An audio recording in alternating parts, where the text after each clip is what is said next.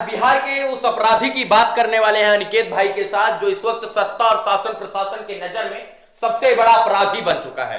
नाम है मनीष कश्यप। पेशे से इंजीनियरिंग करने वाले मनीष कश्यप आखिर पत्रकार कैसे बन गए और फिर ये चेहरा अपराधी कैसे बन गया?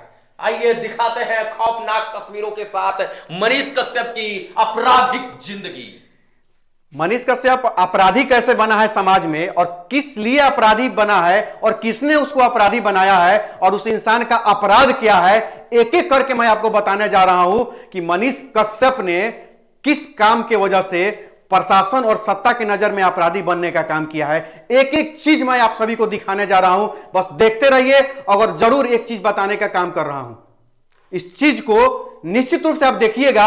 और जनता से बड़ा ना कोई अदालत होता है और जनता से बड़ा ना कहीं इंसाफ होता है। तो इस चीज का इंसाफ आप करिएगा कि सच में मनीष कश्यप की अपराधी है या समाज सेवी है। तो सबसे पहले अपराध जानने का प्रयास करते हैं। पहले नंबर का अपराध है मनीष कश्यप का, जो है इसमें बाय नेम जो है एफआईआर दर्ज किया गया है बिहार पुलिस के द्वारा मूर्ति तोड़ने का अपराध जो है, इसको आप देख सकते हैं। मूर्ति तोड़ने का। मूर्ति किसका तोड़ा अनिकेत भाई? उन्होंने तोड़ने का। उन्होंने देखिए, मैंने वहां पे एक अंग्रेज की मूर्ति थी जी, जहां के उसमें नाम लिखा हुआ है कि एडवर्ड फोर्थ का मूर्ति उन्होंने तोड़ा। हाँ। सबसे पहले मैं आपको बात बता देना चाहता हूं, अगर इतिहास में आप थोड़ा सा चले तो आपको बताते हैं कि हिंदुस्तान में जब अंग्रेजी हुकूमत चल रही थी, ब्रिटानिया हुकूमत जब चल रही थी, उस समय हिंदू मुस्लिम सिख ईसाई सभी धर्मों के लोगों को नंगा करके मारा जाता था, दौड़ाया जाता था, मनमानी मर्जी टैक्स वसूला जाता है, और कितनों को कितने मतलब खानदान का खानदान फांसी पर लटका दिया जाता था, कितने मां का गोद सुना हो जाता था, कितनी औरतों का मांग सुनी हो जाती थी। अगर वैसे अंग्रेज का मूर्ति अगर उनके साथियों ने तोड़ा तो हमें लगता है कि प्रशासन के नजर में वह अपराध था। और किस प्रशासन के नजर में अपराध था? प्रशासन के नहीं, उस सरकार के नजर में अपराध था। और सरकार का प्रेशर पड़ा। किस सरकार का प्रेशर पड़ा था हम ज्यादा नहीं बताना चाहते, लेकिन सरकार का प्रेशर पड़ा और उन पर एक मुकदमा दर्ज कर दिया जाता है। तो उसी को आज के डेट में कहा जाता है कि वो भी अपराध था या अपराधी है। और जो अंग्रेज आकर देश में बिहारियों से अपनी जो है हुकूमत करते थे बिहारियों के ऊपर, उसकी मूर्ति को तोड़ देने के बाद मनीष कश्यप के ऊपर आपराधिक मुकदमा दर्ज किया जाता है। और मूर्ति कहां थी? मूर्ति थी पश्चिमी चंपारण जिले के महारानी जानकी कुंवर अस्पताल के परिसर में। और मूर्ति किसकी थी? किंग एडवर्ड की। और इसीलिए मनीष कश्यप के ऊपर जो है एफआईआर दर्ज किया जाता है। दूसरे अपराध की अगर हम बात करें तो पटना में कश्मीरी दुकानदारों को पीटे जाने के मामले में उनकी गिरफ्तारी भी हुई। इस पर मैं आपको बताना चाहता हूं जी, पटना में कश्मीरी दुकानदारों को पीटने का जो आरोप लगा है वो सरासर गलत था। हालांकि थोड़ा सा पीछे मैं ले जाना चाहता हूं।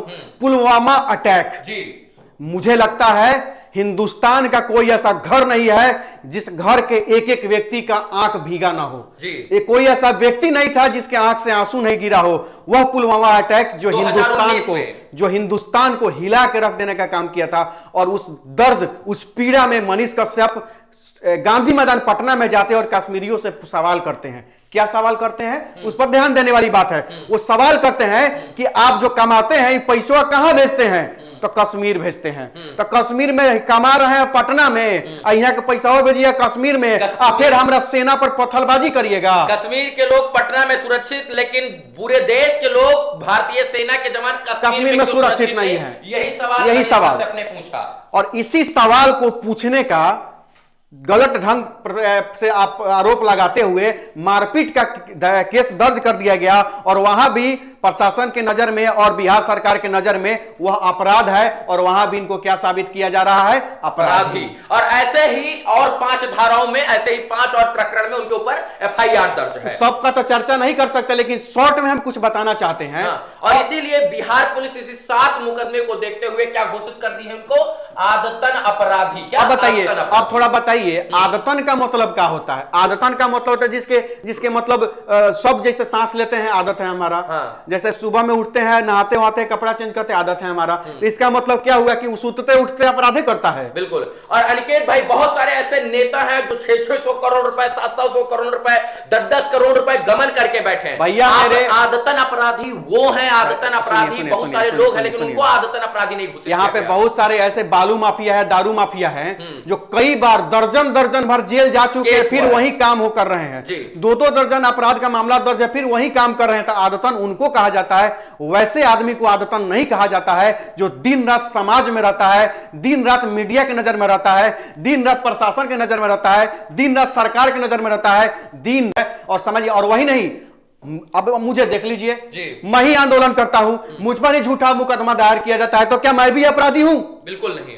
क्या मैंने अपराध किया है? मनीष कश्यप के नए अपराध की अगर बात करें तो उन्होंने सबसे बड़ा अपराध यह कर दिया है कि तमिलनाडु प्रकरण में जाकर तमिलनाडु में काम कर रहे बिहारी प्रवासी मजदूरों की आवाज को उठाने का, दिखाने का प्रयास किया।